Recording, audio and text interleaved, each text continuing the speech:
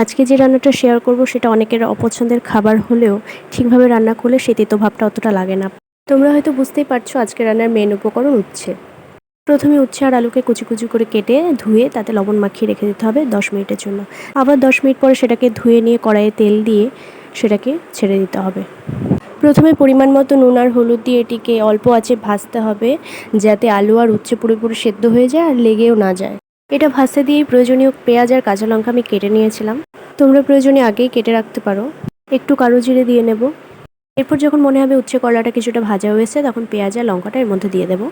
অনেকে উচ্ছে অ্যাভয়েড করে, আবার অনেকে গোল করে কেটে ছাঁকা তেলে ভেজে খায়, কিন্তু এভাবে খেলেও কিন্তু অতটা তেতো লাগে না।